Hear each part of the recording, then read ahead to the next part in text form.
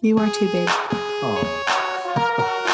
Hi, and welcome to Is That a Movie? A podcast where I try to share my love of film with my beautiful girlfriend. Stop.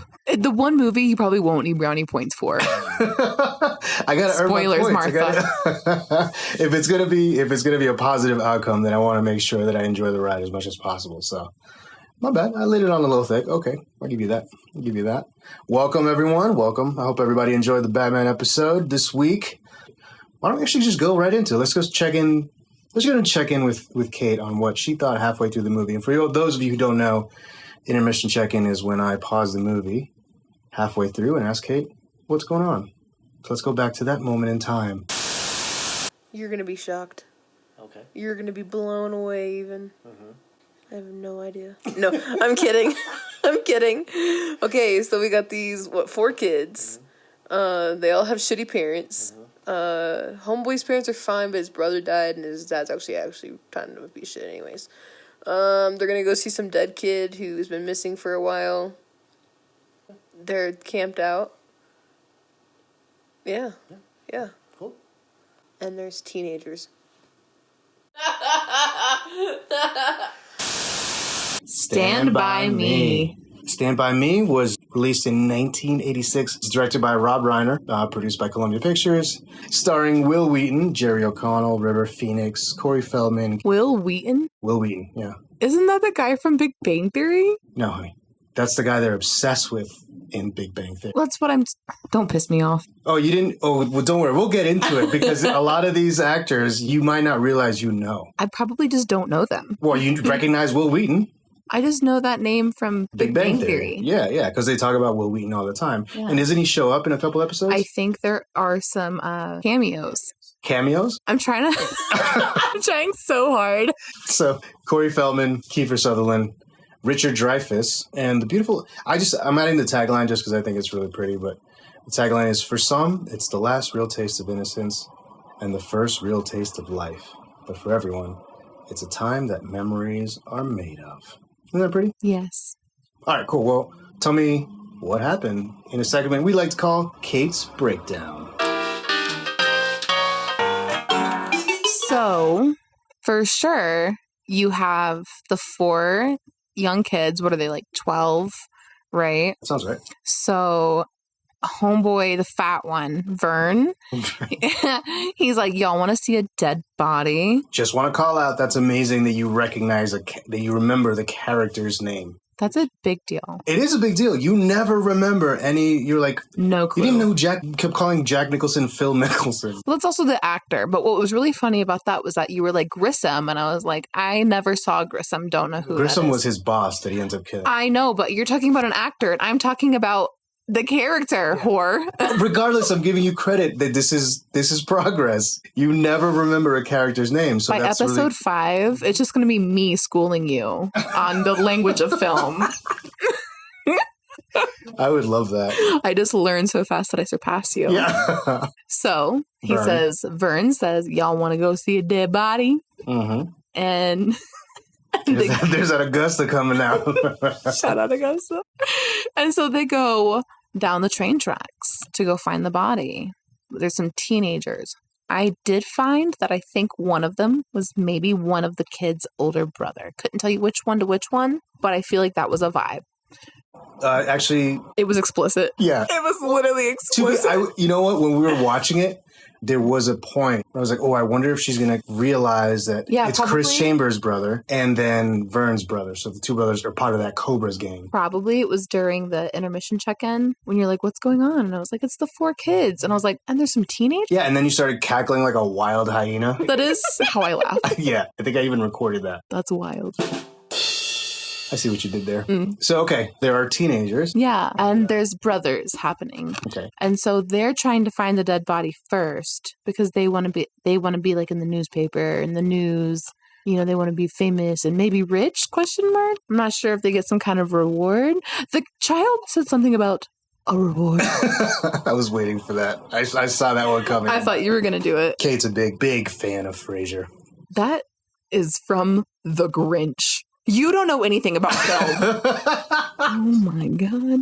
This whole podcast is canceled. I thought thing like that. I don't know. Anyway, I'm sorry. I'm interrupting you. So anyway. The brothers want to get famous. The kids, I don't know why they want to see it. They just want to see it. I think they're just kids and they're just curious. And then the movie is them traipsing through the fields and forests to find the dead body. That's the movie. Yeah, that's pretty succinct. The movie. I don't think is pretty succinct. Yeah, it's pretty direct. It's no nonsense. It goes straight to the point. Which we've talked about this. That's the kind of movie I want, right? Like that's what I want in a movie. I don't want to think about it. I want it to be clear what's going on, why we're here. I just want to sit back, relax, and watch what happens. Shout out to that one church I went to back in 2007. What are you talking about? So at this church I went to, that was his thing, is the pastor would always say, like, okay, like, we're going to do something, you know, we're going to talk to our neighbors or whatever. And he's like, and if you've never been here before, and the whole congregation would say, sit back, relax, and watch what happens. And you would just shake your neighbor's hand, which oftentimes was the people you came to church with. I wish I was a baby so someone can shake me violently right now. Oh my God. Hearing that story. I let my friend Morgan shake me sometimes from the skull. And it's self-harm reduction. I super, super recommend it. Have a friend grab your skull and shake you like they're shaking up a Coke bottle. It's really nice. Do you know a lot of people that shake up Coke bottles? Shout out, Augusta. There's not much else to do. I think a term you also might enjoy, or an aspect of movies you might enjoy, is pacing. Because I think it's very much a movie that's extremely well paced. Like even the slow moments add up to something. And like I've told you a number of times, one of the biggest things about a good director is their ability to trim the fat and only put in the scenes that are necessary to keep the movie going forward. And I think the pacing of that movie is perfect. Yeah. I did wish there was more that I could get from it. Like you wish more things happened? Maybe. Okay.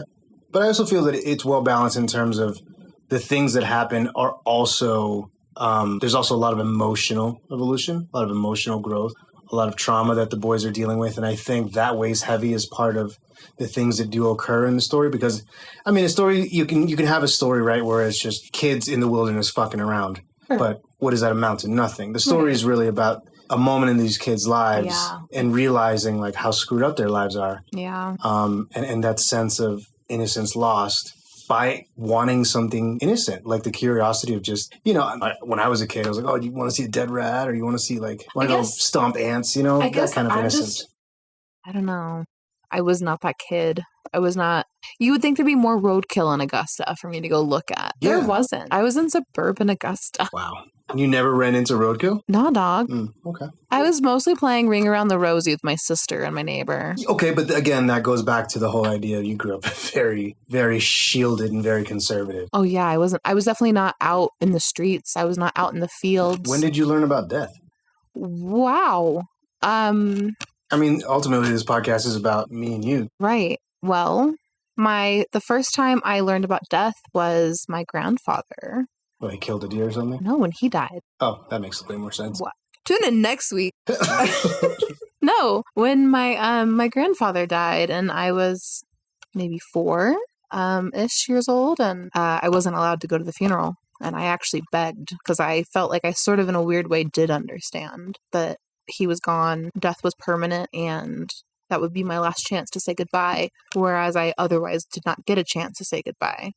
Because he died, you know, just suddenly in his sleep from old age and poor health. And I begged to go, and my parents didn't let me because they thought that death was just too morbid to expose, you know, a 4-year-old to. It'd be too confusing.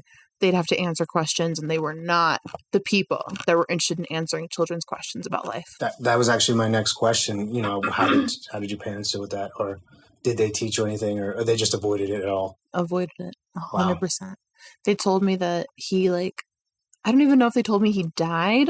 I don't even know if they just said that he, like, they must have told me he died, because I was begging to go to the funeral. They use, like, the same excuse for, like, a dog. Like a goldfish, yeah. Yeah. He's in a farm upstate. Sort of. He's in a retirement home. They must have told me that he died and that they were going to the funeral, and I begged to go. So they must have told me he died. But they were definitely not trying to. Even when I was, like, a teenager and my grandmother, my mom's side, passed, and I went to that funeral, and I walked up, and it's actually the only funeral I've ever been to, straight up. But I walked up, right, and you see like the body in the casket, and you walk away. And I walked up with my sisters, and I've always been really weird and morbid about death. Things like that. I literally have the death card tattooed on me. I mean, out of my 4 tattoos, that's one. So I've always been kind of interested in that. And yeah, so I wanted to kind of sit there and kind of just, I don't know, look and just feel. Like, I don't know if anyone is sort of a feeling person, a spiritually inclined person, but I felt like even in death, there's like some kind of essence or spirit, you know, and I wanted to have a moment to take that in. And my sisters were like, okay, that's a dead body. You got to go. Come on. Let's shake a leg here. And I just felt like it was weird and borderline disrespectful, you know? Yeah, I would agree. Yeah. Yeah. Of course, they were what, like 11 years older than you? 10 years older than you? My one sister is 5 years older than me. And then my other sister is probably 2 or 3 years older than her. Okay, yeah, so like 7 and 5. Yeah. Like years older. Yeah, older. Yeah, of course. Yeah. Anyway, yeah, so what, They find the body. they find the body. There's that scene. And then what happens? The teenagers roll up on him. He gets a knife pulled, but then homeboy has a gun. Who? Oh, God. Hang on. Corgi. Corgi? Like Corgi? a dog? It's Will Corey. Wheaton's character. No. Corey. Corey Feldman's Teddy Duchamp. Gordy. Corgi is basically Gordy. It's not. They're not the same. Okay. This movie was Little Rascals, so. It was not. I'm like, look, I like that you like to simplify things to something that's relatable to you so you can find a vicarious way to enjoy it, but it's not Little Rascals at all. Mm. I mean, maybe like the mischief aspect, you know, but that's the same thing with any child's movie, I feel like. Well, I haven't seen a lot of child's movies. Yeah. It sounds like you weren't allowed to be a child. Wow. Yeah. Very cold take. Very, No, I'm very neutral, lukewarm, obvious take. No, I wasn't saying that in a mean way. No, I'm was saying saying that's that obviously my life. Yeah. I was not allowed to be Yeah. a kid. Let me read what IMDb has the plot summary as. It's the summer of 1959 in Castle Rock, Oregon, and 4 12-year-old boys, Gordy, Chris, Teddy, and Vern, are fast friends. That's weird. Maybe best. Yeah, I think that's what it meant. Our best friends. It's a typo in IMDb. And Vern are best friends. After learning of the general location of the body of a local boy who has been missing for several days, they set off into the woods to see it. Along the way, they learn about themselves, the meaning of friendship, and the need to stand up for what is right. So that's basically what I just said. It's not. It's not. Did you like the movie? Yes. Wow. Okay. Yeah. I mean, I saw you laughing a couple of times, but I'm shocked that you enjoyed it. I didn't think you were going to enjoy it that much. Listen, it's not a perfect movie. It's not my favorite movie. Perfect movies don't exist. Sure they do. Like what? It's called Holiday in the Sun by Mary with Mickey and Ashley. It's not called. It's not a perfect movie. It's a perfect You know movie. what? I can't There say. are no outdated montages in that movie for sure. Are we putting that in your birthday month? Sure. So just for those listening, we will be introducing different themed episodes. And then we have planned a bad movie month as well, where I forced Kate to watch really good bad movies. I don't think that's a thing. It is a thing. I don't believe in it. It is It's like a offensive. vaccine. It is offensive you think that's not a thing. Okay, so you did like the movie. I did, yeah. Not perfect. Of course, yeah. It's hard to make a perfect movie, but it's a pretty good movie. I was kind of surprised with that, you know, considering like the age of the movie. What did you think of the look of the movie? What did you think of the aesthetic? Was it pretty? Was it nostalgic? Oh, no. I guess maybe if I had to say it was like a little nostalgic because I sort of understand what you mean when you say that. Okay. But no, I didn't think that it was like necessarily like a pretty movie or anything. I just felt like, yeah, it just was like that sort of coming of age, that like tween boy, like just kind of like country, middle of nowhere. You know what I'm saying? Like you don't get a lot, like you get a lot of nature shots, but even those, like, okay, the shot with the deer, that was beautiful. But deer are beautiful. Show me any deer and I'll be like, oh my God, that's so pretty. Wait, aren't there any deer in Augusta? Yeah, they're all in the streets. What, boycotting Marjorie Taylor Greene? Like, And why shouldn't they? okay, well, let's focus on a couple of key scenes in the movie. What did you think of was it Lard Ass Hogan scene? Hated it. You hated that? I I'm not really a big fan of these sort of like, I don't know what the word would be, but like extra plot lines. Like when they cut to, he's like, tell us a story, tell us a story. And he's like, well, I was thinking about telling this one story about this guy. And I don't know, something maybe the timing of the way that they cut that in. It just felt like I was like, wait, what happened? Where are the boys? Why are we at the state fair? What just happened? Well, he's telling a story, and the movie is painting a picture for you. Yeah. But I don't know. It was just something about maybe just the way that the director cut that in. I'm assuming that's the director's job. I don't know if it was just that or what, but I just also typically don't really care for that kind of thing. So flashbacks, flash forwards. Dislike. Or really? Mm-hmm. Yeah. It's a fake story. It's a fictional story that the kid made up. Yeah. Gordy's a writer. Yeah. Right. And like that's why Chris tells him, you're going to be some great writer someday. So yeah, it's one of this kid's little short stories. I think two things. And again, this is my take on the film. I haven't seen this movie in a long, long time. That scene used to gross me out. Okay. And now watching it again, I was like, it's not that bad. But especially because you can tell put it out. Oh, that first one, yeah. When the first guy throws up, the lardass, I think, when he throws up, it's so very clear someone behind him just like yeeting some juice beside him. It's clearly not coming out of his mouth, Yeah, it's usually like little tubes that they had where they pump the fluid out and it sprays out. Yeah. But they put it next to their mouth so it looks like it's coming out. But it was just off. It was such a clear, like, it was a side profile shot and just very clearly coming from the other side of his mouth, not out of his mouth. Exactly. Yeah. And now with that scene, this is my take. I think it's meant to evoke a couple of things. One, Gordy's innate ability to like write a story, but it's also being able to write a story as a child, right? Because he's a 12-year-old kid who like thinks up these stories, which is kind of clever. But then it's also the dark aspect, because I remember as a kid, I'm like, why the fuck is that scene in this movie? And it's a story about vengeance. It's a story about a child feeling hurt and abandoned and ridiculed by everyone around him, to the point that even like he states that his own family calls him lardass. And it's awful. It's abuse. It's abuse from anyone, from adults. It relates more about Gordy's state of mind. His feeling of neglect, his feeling of pain and sorrow because he feels abandoned by his own father. Because his brother died and his father doesn't like him. Oh, I see. So at least to me, it seems like that's what that story is trying to evoke. Aside from it being a child's story and a child's point of view, it is a story about vengeance, and there's that tinge of darkness that speaks to, I guess, the state of his psyche, the state of his emotional state. I just really disagree. So surprising, right? I'm done. Plot twist. Kate disagrees with Xandre. I'm done. Go on. No, I just, what it felt like to me was the writer or whatever was trying to flex a muscle, right? He was trying to say, oh, look at me telling this whole story. I have another story lined up ready to go in the chamber. Like he's like low key about, isn't like that writer wrote another movie about lardass and it didn't take off. So we only have this one. Stand by me. Lardass never took off, but he definitely wrote like, that was him trying to be like, look at me writing two stories at once, bitch.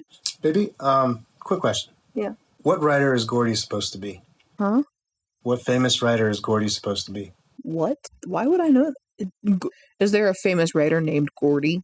No. All right. Well, then I got nothing. Who wrote the novella that this is based on? Stephen King. I'm surprised I was paying enough attention to catch that, actually. That was in the ending credits. So it's basically one of Stephen King's earlier stories. So did Stephen King make a movie about a lardass? No. But I'm sure he wrote those stories, or I'm sure even though he... Sorry, Stephen King. Shout out Stephen King. No, but yeah, sure. Like, of course, he's a writer. He's going to flex his voice a little bit. But I don't think that scene, like, I don't think cutting that scene would do the movie a service. Like, I feel like it's a beautiful story that's in the movie to express Gordy's state. What I will say, because we're just talking about the way that it's shot, right? The aesthetic of it. I will say that little cut of a scene was a really nice break in the aesthetic, right? You go from kind of just outdoor, nature, pretty dull colors. I mean, the boys are all in grays and army greens, which kind of match the background. Their sleeping bags are grays and army greens and navy blues. It's very, like, not monotone specifically, but pretty monotone in its essence. Yeah. And then you cut to that scene where you're like at the fair and you have all these people and they're like spring pastel bright Easter egg colors. Like the lighting is different. Like the boy's like Lardass's face is so bright, the jelly or whatever the jam that he's throwing up is bright purple, so you do get kind of that like optical like kind of break. So that was nice for that. Look, you're getting it. I told you by episode 5, I'm going to be teaching you things. Ladies and gentlemen, I'm competitive. I think she's picking up. No, By George, I think she's got it. By Georgia, I think she's got it. I'm glad you said that. I think you're picking up on something that very much is an aspect of the language of film. We're obviously going to watch movies that are more stylized and not as subtle as that, but you're 100% right. Those dull sort of army greens and mud and sage, steel, black, grime, dirt. Yeah. Everything's very flat for the most part. Mm-hmm. I think the brightest thing is the blue car that the boys drive. Good call. Think. Okay. But for the most part, everything's kind of like a dull gray, just worn color. It's an old town. Earthy. Yeah. It's like the tones of something with patina that have just been like on the verge of being a ghost town. Patina? Who's that? Please stop and tell me what you just said. Like what? Patina? What's that mean? So, when you have, for example, like something blue or that rusts or it gets like a worn finish, it's kind of like a copper, rust, gold, blue color. Oh. It's what happens over time on like paint on cars. It's called patina. I've never in my life heard that term. Yeah. I love that word. It's a beautiful word. No, but going back to that point, I don't want to go too long on this. But yeah, I'm glad you did notice it because it does change from those sort of dull colors to then having, you said it right, those pastels. The yellows, the sun really pop, and the purples, and everyone's bright dresses. So yeah, dude, 100%. Nice. And you'll see it more in more movies, but you use the term break, which I love, because it is a rest of the palette, but it also takes you out of the moment of reality. You'll see it in other movies. Sometimes I go to like black and white when they're in the past, but when you have those style of colors, sometimes it is either to evoke a rest of that palette from the rest of the movie, so that it's outside of the other movie, or it's in memory, or it's, looking forward or premonition or whatever. But what was I going to say? Okay, so there was that, and then what did you think of the dead body when you actually saw it? Bad. It was one of my worst. I mean, as far as like the reason this movie's not perfect is because of that fucking dead body. Really? Yeah. Oh my God. Why? It's cheesy. Like it's clearly some dude just going like, I don't even know if I can make a sound into the mic that would express the vibe of what I'm feeling. Just like really poorly done. Like his eyes, like he just kind of looks like Carrot Top just hungover. I don't know. Like Carrot Top is just mad hungover, and that's the dead body. I mean, I will say, sure, it does look a little weird, but I think that serves the movie pretty well because I was hoping it would be morbid. Exactly my point. See, I think it's meant to fuck with your expectations. I think the director purpose, like, we don't need to make it gory. We just need to make it. Death isn't romantic. Death isn't creepy, and it's not horror movie. It's neutral. It's just life. Things aren't, when they're dead, are not pretty. You know what I mean? Like when a squirrel gets run over, it's never like this. Nothing Work goes of in art. slow mo. Yeah, exactly. Nothing happens in slow motion. The blood doesn't splatter all over your windshield. Like, well, but we weren't death watching. Is silent. We weren't watching the process of this person dying. I know that, but what I'm saying is the ultimate result isn't necessarily. I think it's purposefully not cinematic. It's purposefully not stylized. I think it's meant to look. What happens when someone gets smacked by a fucking train going 60, 80 miles an hour, and they get every bone broken in their body and they get tossed by the wayside? That's probably what they look like. It looks goofy. It looks silly. It looks dumb. But that's, again, not romanticized. That's what a dead body looks like, But you wanted it more cinematic. I did. I mean, something like, right? Like, he's talking about like, oh, I just really had to go. And I feel like, his brother had just died. And he's kind of got this weird, he doesn't realize it, but kind of an obsession with death. Oh, yeah, in this moment, right? And it seems natural, right, for a boy to be now obsessed with death after losing his older brother. And confused and curious, And I don't know. I was hoping, I think also just for the point of the movie, for the plot of the movie, that he would roll up on this really like fucked up cinematic, you know what I'm saying? Like that cinematic moment that I had in my mind. Like they're going to roll up on this dead body and it's going to gross them out. Like it's going to be maggots crawling or, it's going to be something huge and gross and vile or whatever. And he's going to, get like his stomach turned upside down and he's going to have a visceral reaction. And he just walks up on this dude with some blue paint on his face, and he's like, damn. Yep, he's dead. Like it takes away the levity that I think the movie was trying to give us. I disagree. I think sorry, not the levity. It was taking away the deepness that the movie was trying to give us. I disagree. I think because it becomes very real and it doesn't, I think for that moment, even though it is a movie, it kind of takes you out of it being a movie and takes you. I don't want that. Hold on. But what I think the purpose of that movie is and the purpose of the story is that it isn't some like, ew, gross, like poke it with a stick. It is a moment that changes their lives. It's the moment where that innocence is lost, that unknowing and curiosity about what things that adults speak of or what adults experience or what death is or what love is or what sex is. All those crazy ideas that children talk about and joke about and make gross, analogies about. It's just a guessing game until you realize what it actually is. When life becomes real, when you lose that innocence. And I think in that moment, because it's not something awful or terrible where it's just like, oh, he just looks lifeless. And it also is that moment where he breaks, where he tells Chris that his father fucking hates him. And I think that's where the obsession was. I think a part of that character's voyage was not crying at his brother's funeral because he was in shock, but not having anyone except for Chris to really console him through that experience and to guide him. His father and mother, his mom is destroyed and his father doesn't care for him. And so he has this moment where he feels guilt that he didn't cry at his brother's funeral, but he doesn't have anything to express. And his obsession was, oh, this is my second chance to see a dead body and feel something. And he doesn't, but what he realizes is that it's not that he needs to feel the death. He needs to feel what he's going through. He needs to have self-compassion. Right. Is that the moment when he tells Chris that he didn't cry at his brother's? Okay. Yeah, right after he sees the dead body. Yeah. So anyway, and then I do want to bring up your favorite scene of the whole movie. You know what I'm going to talk about, right? If it's not this, I'm going to be curious. The leeches? No. What? No, I hated that. I hated that scene. Oh my God, watching that with you was incredible. You were so grossed out. What did I do? I was literally like, for like a solid 3 minutes. I think you were gagging at one point. You were squirming on the couch. You could not handle it. I hate it. So I've only ever seen like maybe 2 other shows or movies where they kind of show like leeches attaching and pulling them off. And it sickens me every time.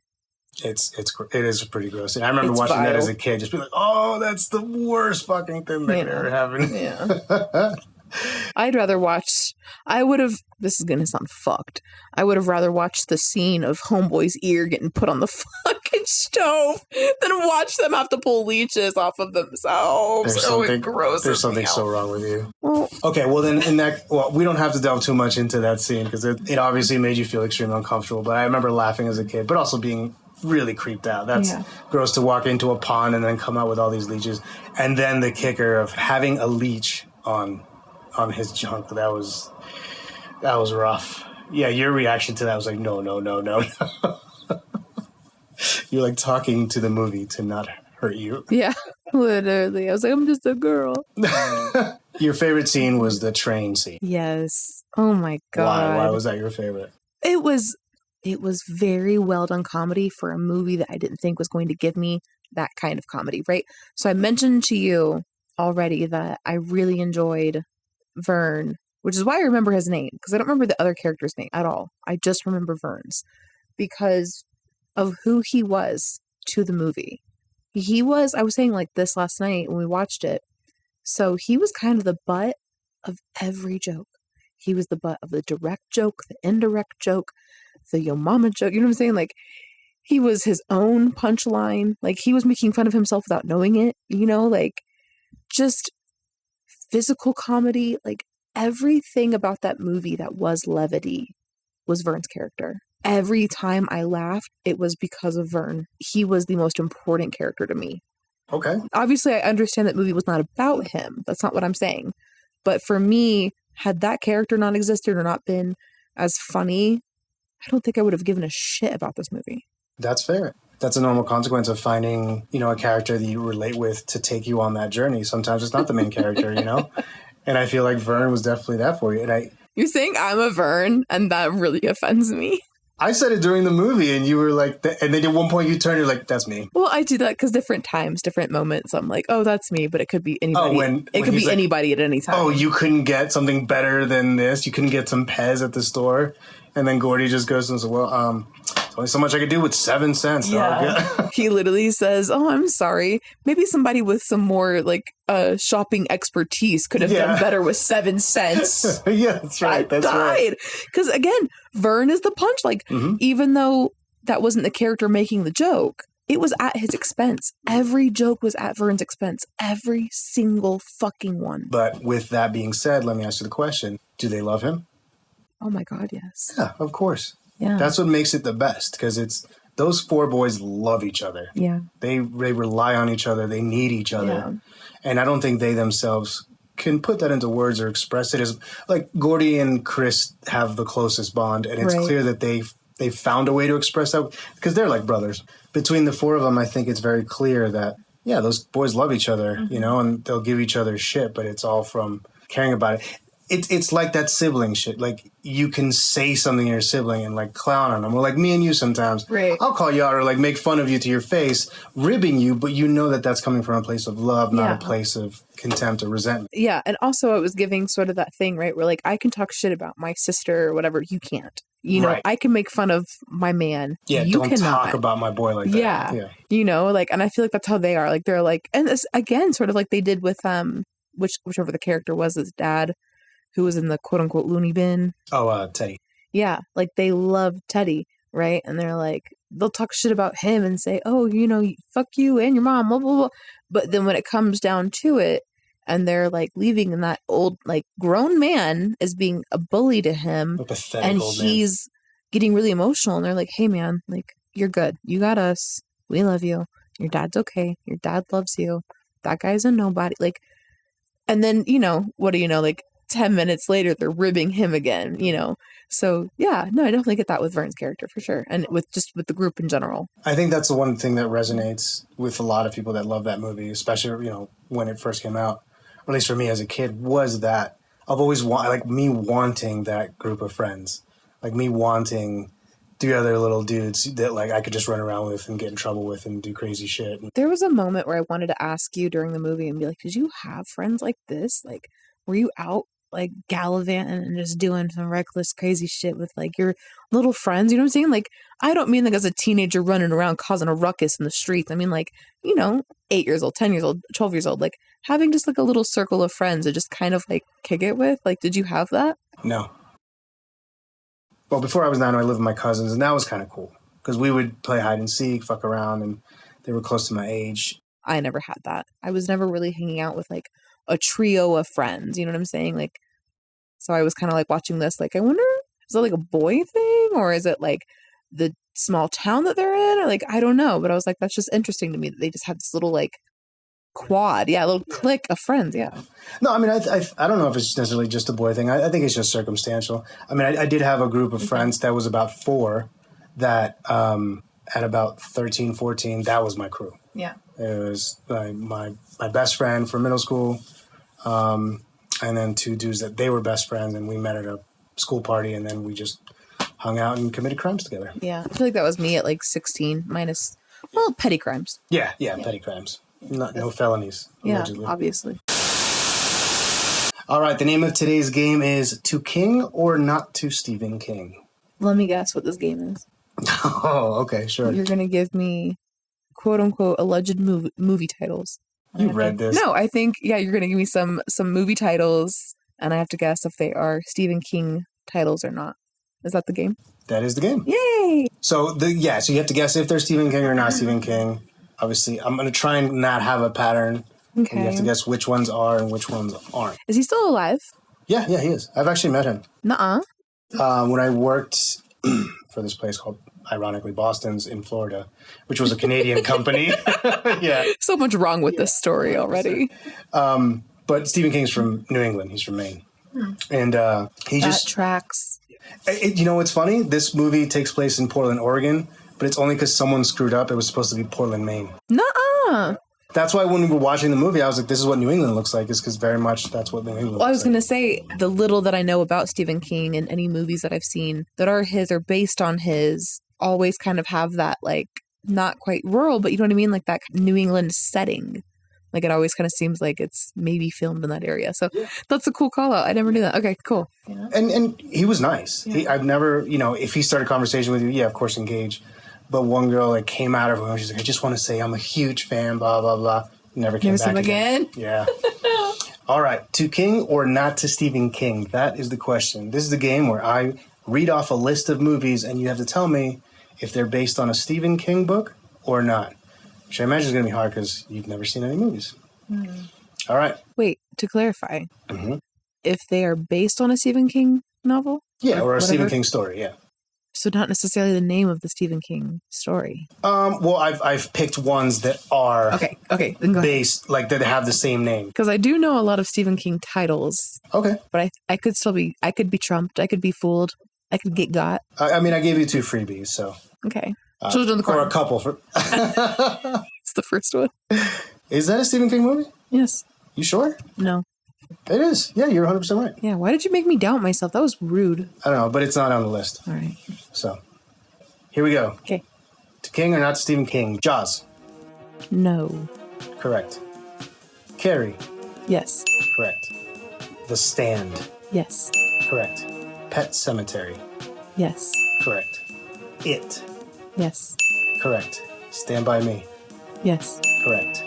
Gerald's Game. No. Incorrect. Damn. Hellraiser. No. Correct. Shawshank Redemption. Yes. All right. You only got one wrong. Oh my God. Congratulations. Woo. That was hard. All right. That was pretty good, though. I'm amazed you got all those right. I mean, it was kind of like a trick game because they were mostly all Stephen King except for like one. The only one you got wrong was Gerald. Was it Gerald's Game? Yeah. Yeah, Gerald's Game. Because I said no and it is. Yeah, Gerald's Game is based on a Stephen King story. But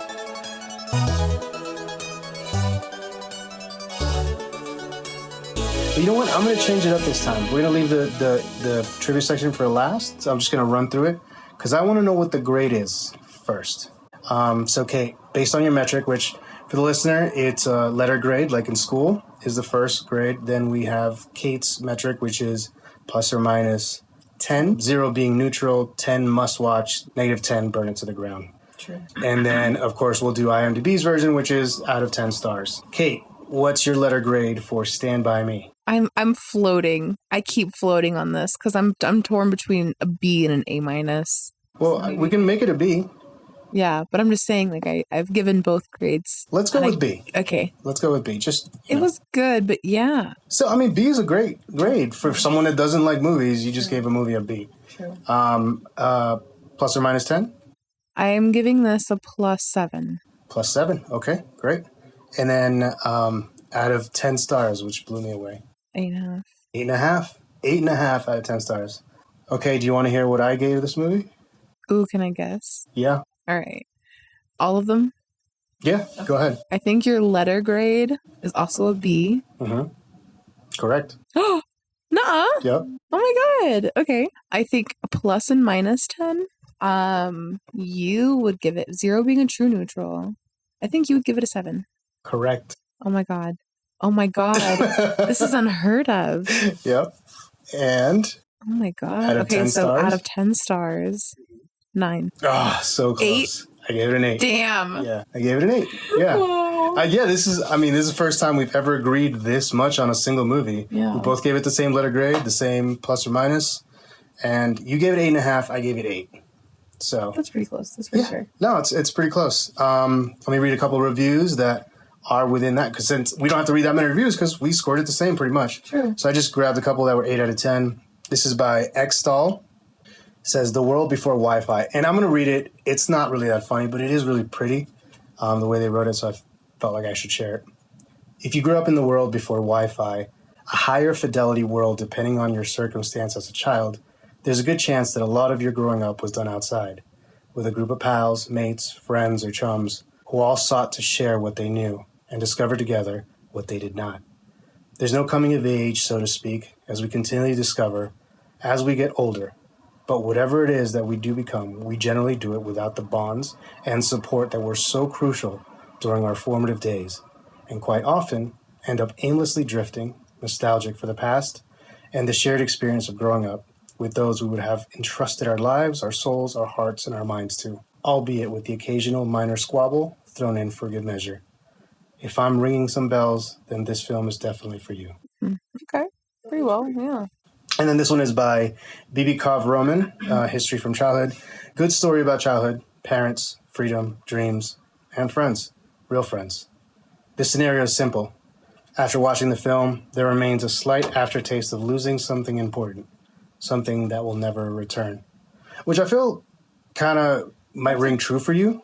Yeah. Just because you were like, I hated the ending. Yeah. And I think that's what you were feeling. You were feeling kind of like heartbroken at the end, right? Well, especially Chris dying, being stabbed to death after becoming a lawyer. Sure. That's what got to me. Sure. No, I honestly, I think what I was talking about earlier, sort of like the dead body being a little bit lackluster for me. I think there was sort of like an element of that where I was kind of like, that was such a letdown that I was hoping that throughout the film there was maybe something else happening, some other story or lesson, or I'm going to say secondary plot. Like, I don't know. Like, I just felt like that's why I didn't give it an A, honestly, is I was like, it just felt like it was almost too easy. So we talked about this one time where like, oh, I hated that movie because there were too many plot twists. Yeah. And you were like, okay, got it. And then you showed me another movie and I was like, I hated it because there was never a plot twist. Yep. That's me. That's the wifey. Yep. That's me. That's my girlfriend. Yeah. That's Kate. Yeah. I felt like, my thing is I want it to be easy to watch. I don't want to have to think. But that was almost like, I wanted to think more than that. Okay, and again, this is my interpretation, but what if I told you that feeling that you're left with means that the movie's perfect? Right, that it was intentional. Because I'm feeling like the boys rolling up on the dead body, and they're going, yep, yeah, dead body. Exactly. And that's it. Now they just got to kind of walk home, awkward. That's actually a great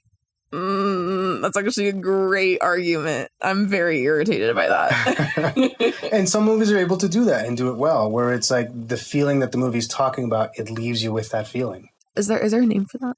Is there a not off the top of my head. Yeah, the experience, or like that you could rate a movie on that thing. On that metric? No, but maybe we should come up with that. Maybe. All right, so let's go quickly into the trivia section. And then we'll be done. So I really want to get to something, which again, I don't know if you're going to care or not, but okay. So after director Rob Reiner screened the movie for Stephen King, he noticed that King was visibly shaking and wasn't speaking. He left the room and upon his return told Reiner that the movie was the best adaptation of his work he had ever seen. Huge compliment to Rob Reiner. That's insane. Right? That it affected him that much to see that movie and be like, that was literally my book in the movie. What the fuck? So, which, adapting books is not an easy thing to do, especially well, and then to have the author be like, that's the best fucking thing ever. I just feel like he had to have been lying, bro. What? No, he said he was visibly shaking.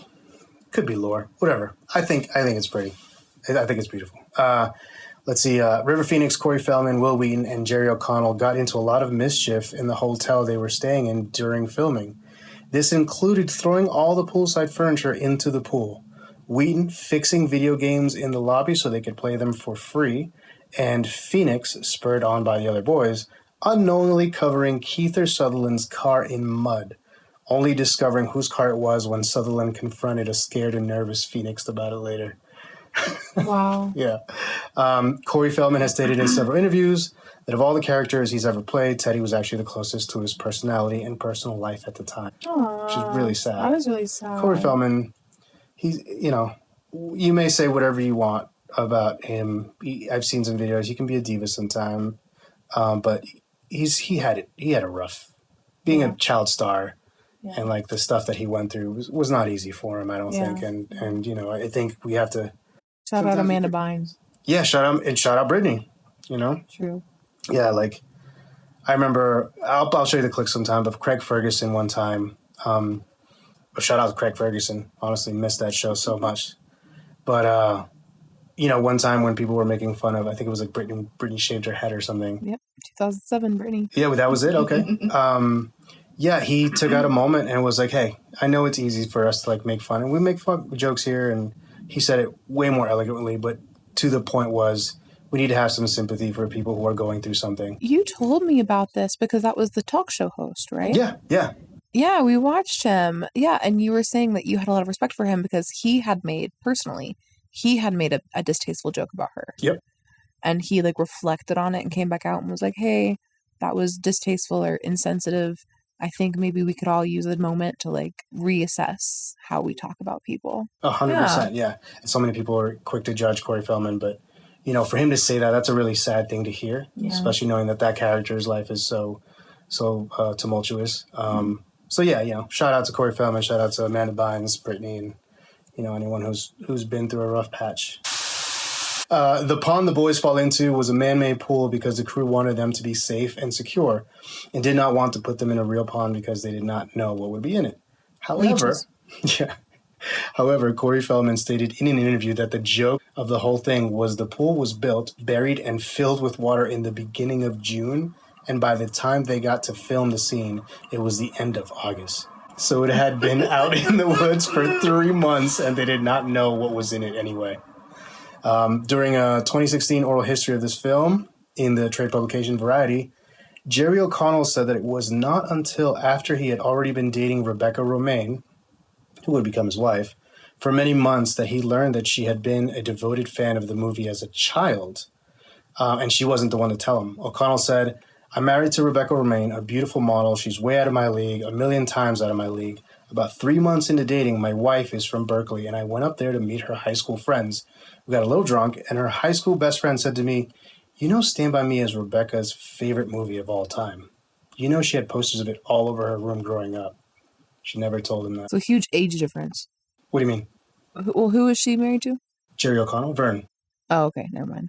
I thought you were saying like the director or something. Oh, and I was like, so she was like. And I'm so glad way too young for him. And I'm so glad that you brought up Big Bang Theory. But I'll get to that in just a minute. While practicing his lines, Jerry O'Connell was impressed that as an 11-year-old, he was being allowed to swear. He was so happy that as an 11-year-old kid, he was allowed to swear on that. Yeah. That's one of my, this might sound fucked up or it might sound really funny. I love a child swearing. Oh my God. Oh, it makes me just giggle. Oh, I just like it. I mean, I do like it in older movies. It is kind of funny. I mean, I don't think they allow that in movies anymore, but it's pretty funny. No, they do. Oh, they do? Yeah. Okay. I'll cut that out because I'll sound like an idiot. No, I think it's fine. But no, I mean, obviously, yeah, they used a lot of terminology that's pretty outdated and offensive and stuff. 100%. But no, just like him just being like, oh, like your mom's a bitch, like you're just this fucking 11-year-old, just talking shit. And I love it. I love it. I think because also like I was that kid, like because I was so well behaved growing up, like, I mean, God forbid I actually did anything wrong. So I sure as shit wasn't going around doing bad things. Right. But one thing that I did was, like 10 years old, I think I said my first curse word. And I just have an affinity for it. I love a kid cussing. Love it. That's awesome. I love that for you. At the insistence of director Rob Reiner, an avid non-smoker who campaigned for anti-smoking laws in California, the cigarettes smoked by the boys were made from lettuce leaves. Poor things. Yeah, that sounds I'd cuss too. The film's success resulted in renewed interest in the Benny King song, which inspired the title used in the movie and is featured on the soundtrack. King's version of the song was originally released in 1961 and was re-released at the time of the film. The re-release would reach the top 10, peaking at number 9 in the fall of 1986. Wow. So yeah, 15 years later, it's on the charts. That's like Running Up the Hill. Running Up That Hill? That one. Yeah, that 80s song. The Stranger Things brought back. Yeah. It's a great song. Yeah. Columbia Pictures, concerned that the original title, The Body, was misleading, renamed the film Stand By Me. According to screenwriter Reynold Gideon, it sounded like either a sex film, a bodybuilding film, or another Stephen King horror film. Rob Reiner came up with Stand By Me after the Benny King song, and it ended up being the least unpopular option. The movie is based on a short story called The Body by Stephen King from a book of short stories called Different Seasons, which also includes the models for Shawshank Redemption and Apt People, as well as The Breathing Method, which has never been adapted to a film. Apt People is a pretty great movie. It's messed up. Ian McKellen, I don't know if he was nominated for an Academy Award for it, but it's pretty crazy. It's about a kid who befriends this old guy who's a neighbor, but Does he die? If we're gonna watch it, I'm not gonna tell you. Spoilers, Martha. but the old man is a Nazi. He was a World War, a German Nazi, and the boy doesn't know that, and then still evil. Out. It's evil. It's what's evil's dad, I guess, would be the same. The train scene took a full week of shooting, making use of 4 small adult female stunt doubles with closely cropped hair made up to look like the film's protagonists. Plywood planks were laid across the trestles to provide a safer surface on which the stunt doubles could run. You can actually notice it if you watch it again. You can see that it's not the boys running. You can tell that it's stand-ins. Contrary to urban legend, the leeches were fake. They were molded latex stuck on with rubber cement, which the boys found irritating on their skin, and the red marks are made with red makeup. Will Wheaton recounted in a 2000 interview that the tenacious cement with red coloring mixed into it to simulate blood caused them to be denied admission to a hydro tube water slide after that day's filming because it looked like a contagious skin disease. Oh, no. I know. Isn't that rough? I don't know if I'm going to leave this in or not, but just because we brought up the deer and you said it was a beautiful scene, I'm glad I put this out. Yeah, the significance of the deer that Gordy sees has been debated. To me, it could be seen as his brother's spirit. It could be seen, it could be seen as, like it says, a little bit of hope. This is my interpretation, but just seemingly a moment where life goes on. And everything's going to be okay. And I feel like that's that smirk on his face. Everything's going to be okay. Like, we're going to get through this.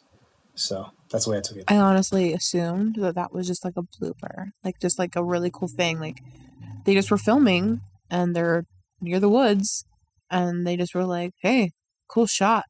Gotta leave that in there. It's beautiful. I honestly assumed it was that. Okay, couple things. So, Will Wheaton, from Big Bang Theory. Yes. Okay, Will Wheaton was on Star Trek The Next Generation. He played Will Crusher, Beverly Crusher's son. So that's why a lot of nerds know who Will Wheaton is. And then Corey Feldman. Corey Feldman's been famous for a long time. That name sounds familiar, but I can't figure out why. We haven't watched it, but he's in The Goonies. He's in a movie called Lost Boys, which I've tried to watch with you. He's in so many movies as a child. He was a child actor. Jerry O'Connell, funny enough, also related to Big Bang Theory. Do you know who he is? Sheldon's brother. Oh, I'd have never gotten that. Oh, okay. Yeah. Why don't you do me a favor, look up Jerry O'Connell on your phone right now. What's his name? Jerry O'Connell. Yeah, I definitely know that guy. Yeah, that's Vern. I wish this was a video fucking podcast right now. Why? So everyone could see the face I just made at you?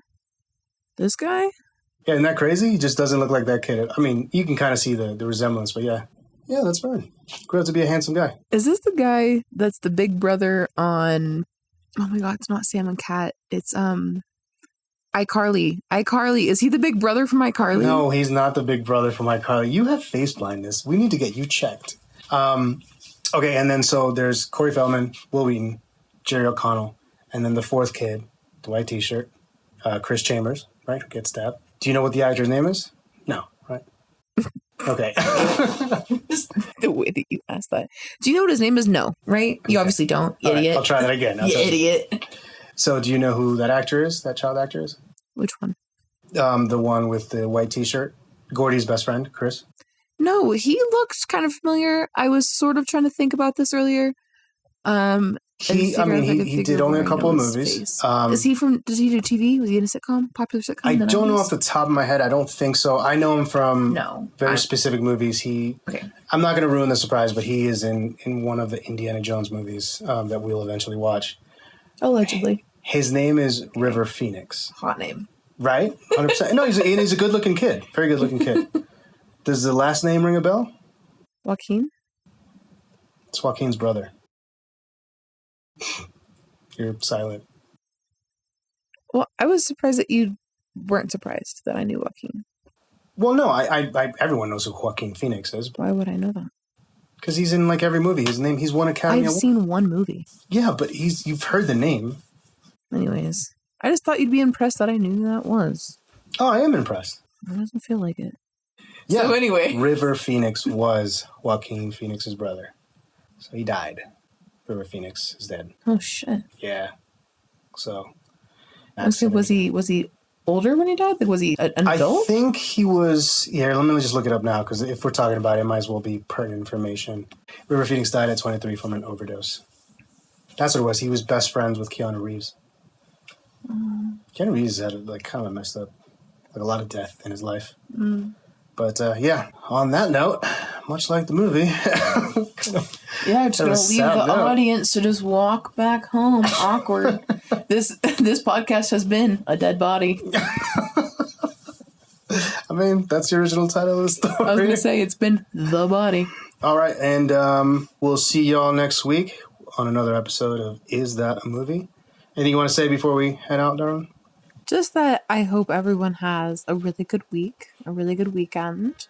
Be safe. Take care of yourself. Sounds good, baby. I love that. That's beautiful. The things I love you. I love you. We'll see you next time. I think that was a really good one, babe. I like that one a lot. I think we did a great